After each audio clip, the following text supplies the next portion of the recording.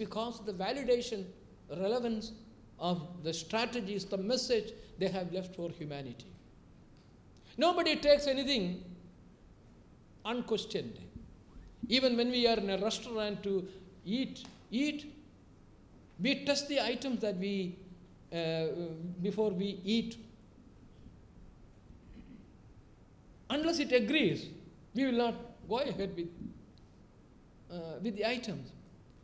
The efficacy of a philosophy, religious philosophy, educational philosophy, or social philosophy, or even scientific discovery is dependent on the emerging realities and how these realities could be transplanted into our life or into the collective requirements of a society.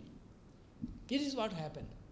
This being the case, when we look at the contribution of Dr. Ikeda, whose over 60 years or almost 70 years of glorious leadership for promoting a better understanding, for ushering a new awakening, which he himself called, or his master called, human revolution.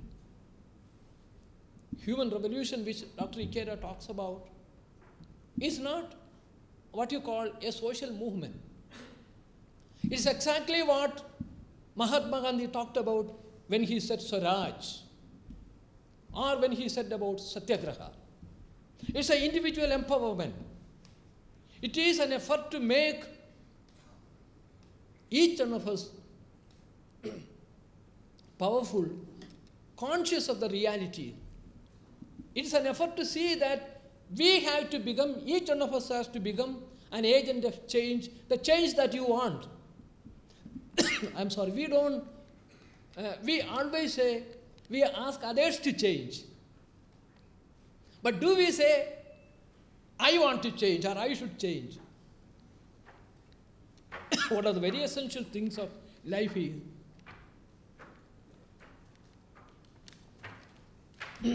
Why not we practice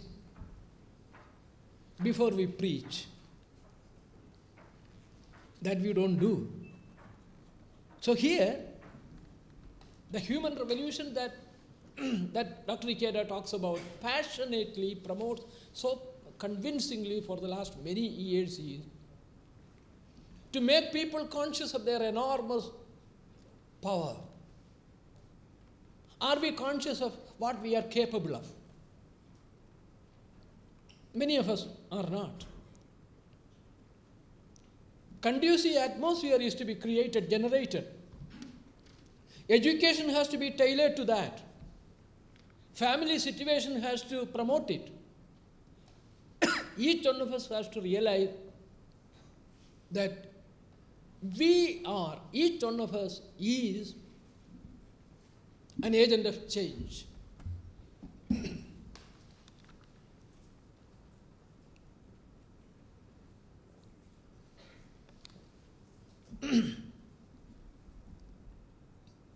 And what kind of change do we ask? Change with consent. Change with conviction. Change in the overall context of not hurting anybody and denying anybody to anything. Change with dignity. Change with the profound conviction that each one of us is a catalyst of change, and without change, we don't progress.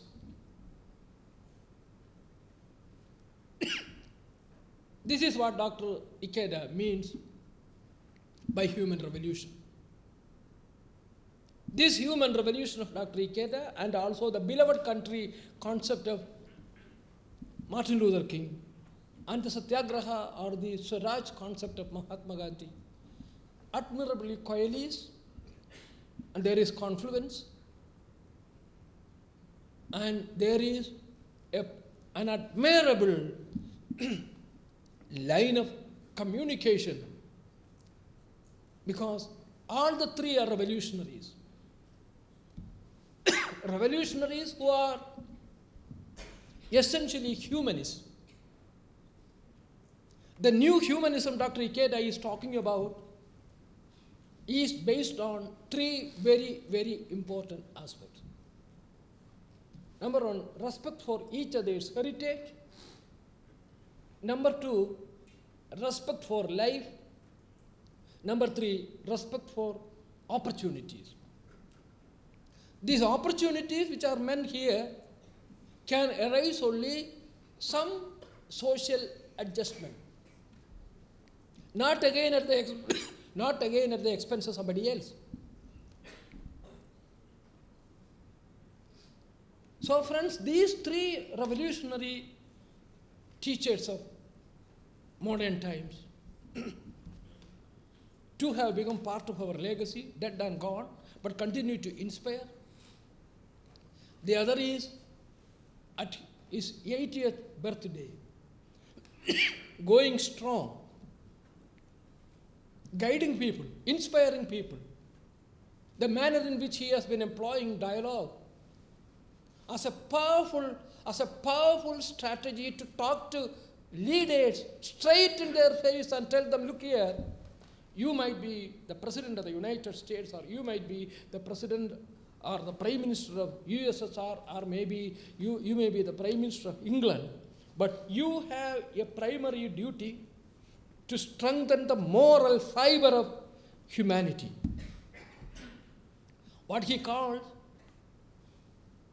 through a process of dialogue, at a time when we are all familiar with the expression clash of civilization. Our friend Hutchinson gave us a wonderful book and a coinage, Clash of Civilization, a very, very dangerous concept. Very dangerous concept. From Clash of Civilization, we are led to reflect on Dialogue of Civilization by Dr. Ikeda.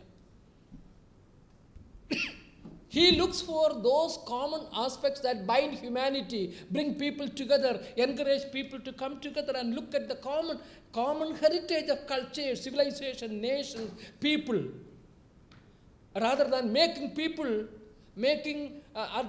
people along somebody Muslims, someone Christians, someone Hindus, a third segment Buddhist, a fourth Parsis, things like Jews, saying that historically you are different, you should fight to finish. This is what the Clash of Civilization and my friend Hutchinson in his wonderful book promotes. And in the universities, it is a Bible for many professors. It's a hot subject of discussion at international forum. And one can see some people sporting a copy of this book, as if reading this book is a passport to the highest form of what you call knowledge and scholarship, which has resulted, unfortunately, the present Islamophobia. It's a very unfortunate development to brand a religion. I'm not a Muslim, but I don't believe that you or I or anyone has the right to brand a particular religion as the breeding ground of terrorism and to call all poor Muslims as terrorists.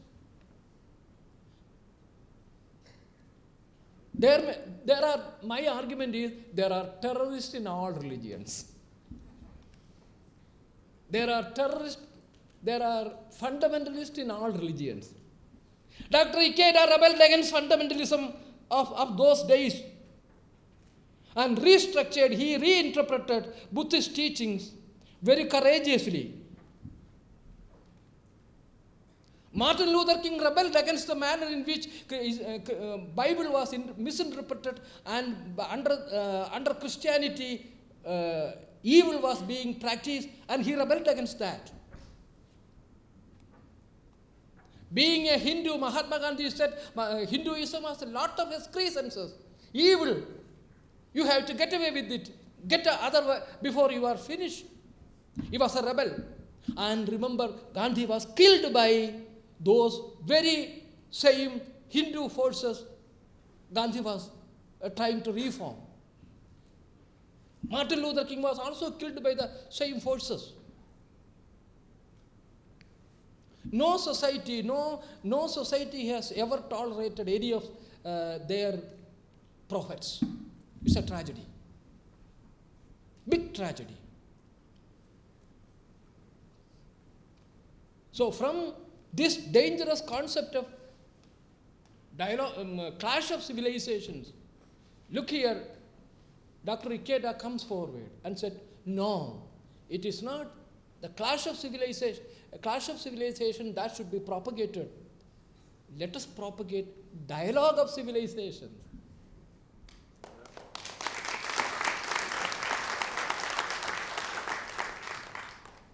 During the last 50 years or so, over the 60 years, restlessly he has been going around and would have met 7,000 statesmen, prime ministers, presidents, scholars, artists, scientists, nuclear physicists, environment activists, Nobel Peace Prize winners, writers, social activists, women activists, youth leaders, and talk to them on the power of dialogue to solve human problems. Einstein said, I know the power of atoms, but I knew the power of atoms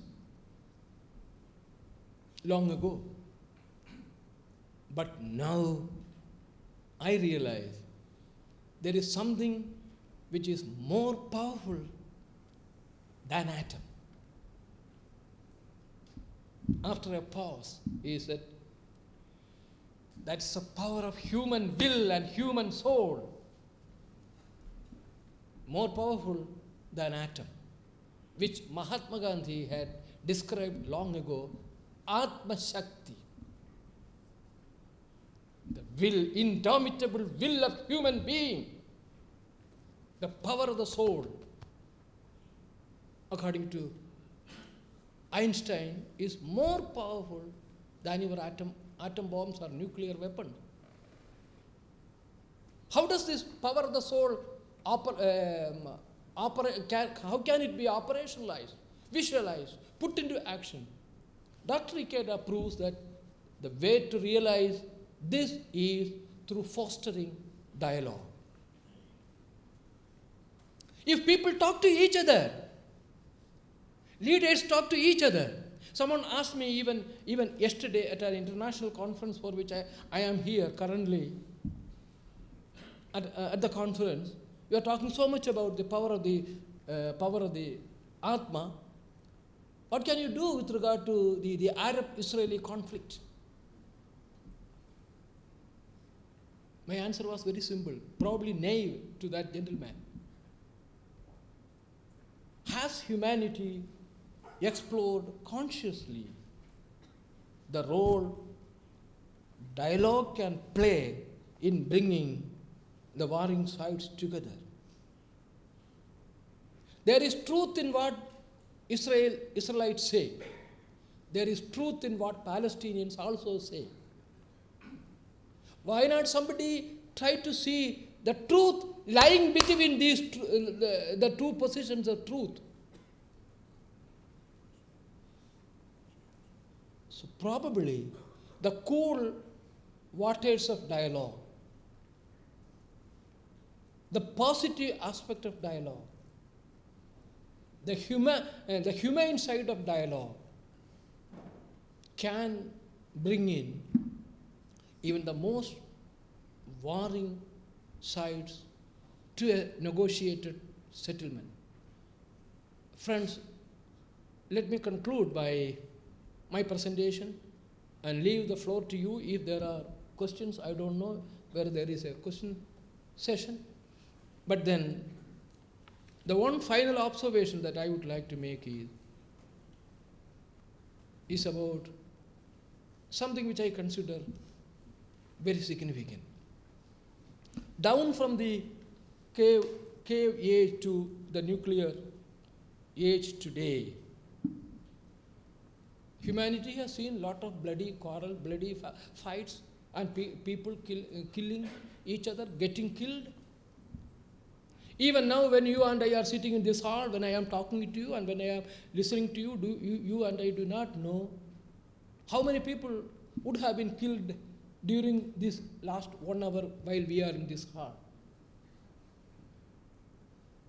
On an average, every day, friends, from the 980 battlefields of the battlefields in 192 or 93, I don't know how many nations are there in the UN, but then in these nations, UN itself has recorded there are so many conflicts. At least in Colombia, where I worked for some time, 68,000 people are killed every year. 68,000 people. This has been happening during the last 28 years. There are several medium, big, small conflicts and battlefields all over world. How many landmines would have been exploded by now and how many innocents would have been killed, nobody knows. It's all because we don't have the desire and mind to sit together and talk to each other and find out and encourage dialogue. What I believe is right according to me. What you say is wrong according to me. So hence, when we are analyzing the contribution of these three great men who are profoundly humanistic, who are profoundly religious, and who were revolutionaries in their own way, and who opened a new era in human history by offering humanity new tools of struggle, new tools for conflict management, and new tools for individual empowerment and societal transformation. Gandhi, Martin Luther King, and Dr. Daisaku Ikeda. The lesson that we can learn is they are great inspirers. We have to learn quite a lot from them. I congratulate the SGM members here who are very committed and who have opportunity to read about Dr. Ikeda, to meditate on his contribution, to look at him as a source of inspiration, though many of you would not have seen him with his physical presence. The greatness of an individual does not depend on how often he appears or he is met by anybody else. What is important is how his teachings enters our life and enrich our life. Are we a better human being? We can be. We are all agents of change. There is goodness in each of us. We are basically non-violent and not violent. We are all basically good. There's a lot of humanism in each of us. What we need is a new scientific, humanistic approach nurtured by respect, tolerance of each other's values and recognition of each other's right to live and let live. These are the lessons that I would say confidently that we can draw from the enormous contribution of these great leaders of humanity. Now, it's very dangerous for you to encourage me to be here and go on talking. I profoundly thank the SGM and all the and its president, vice president, secretary general, youth division members, both men and women, and all of you for encouraging me to come here, share my thoughts, and let me wish you very, very happy and prosperous times. And I know from my Indian friends in Bharat Soka Gakkai, I am able to recognize every Bharat Soka Gakkai member from his or her distinctive behavior as leaders. They are all leaders with difference. They are all value creators. I wish you the same thing, and let each one of you become a value creator. Let this great civilization, Malaysia, the crucible of great changes, experimentation, let this beautiful flower of multi-ethnic experiment flourish. The other day I had a pleasure to meet with your Prime Minister, interact with him. A very fine Prime Minister, I could say. And he was very, very appreciative. I gave him a copy of my book. That's all what an author can inflict. That's the only way I thought I could punish him. I had a copy of one of my books on Dr. Ikeda. I gave him the living dialogue from Socrates to Ikeda. He read it through casually. And then I said, sir, you should write something. Yes, I will do that. But then he said, this is a beautiful effort on a very important topic. And he gave a wonderful speech at our conference. Wonderful speech. So I return tomorrow or day after tomorrow with very warm memories. May God bless you in your work. May God grant you very healthy times, happy times, particularly to the younger members at the back. SDI globally is an organization of young women and men. Nourish it with care. You are contributors, great value creators. Thank you so much. May God bless you. And thank you for inviting me.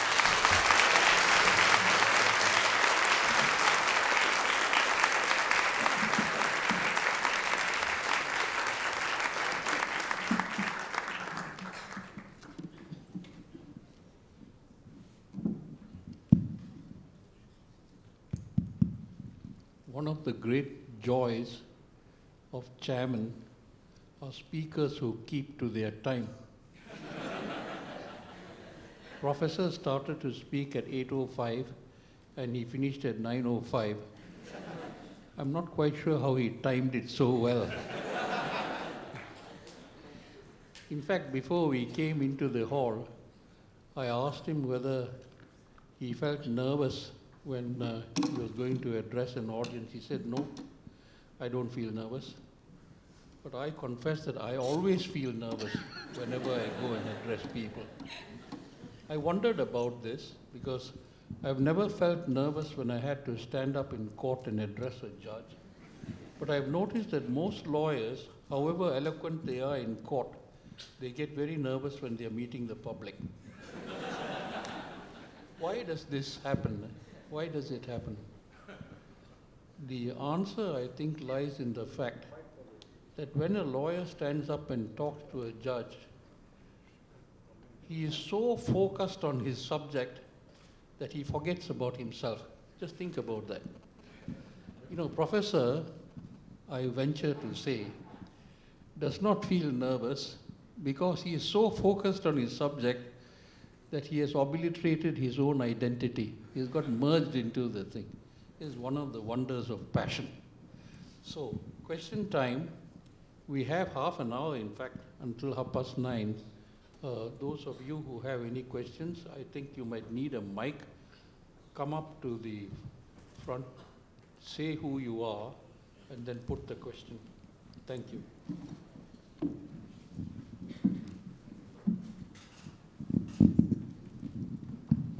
Testing.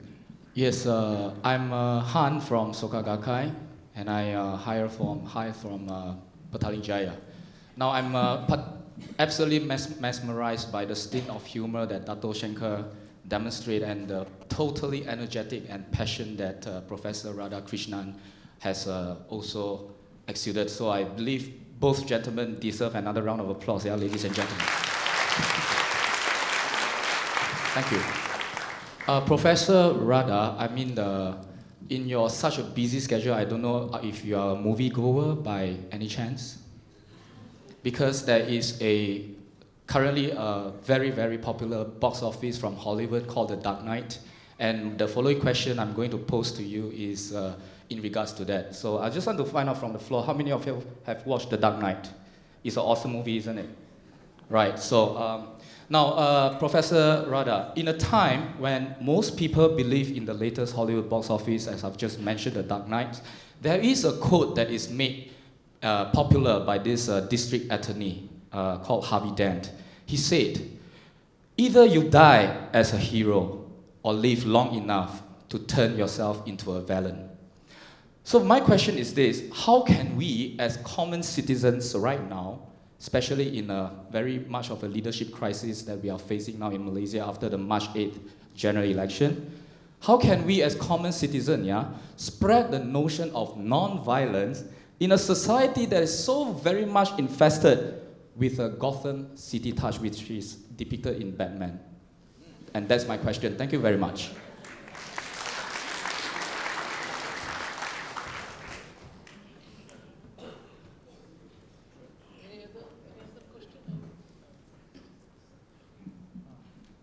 Professor would like to handle more than one question at one time. Are there any other questions? Here.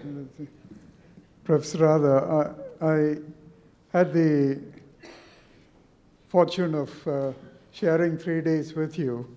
So some thoughts have come up, you know. Now the thing is, how long do you intend to go on talking? You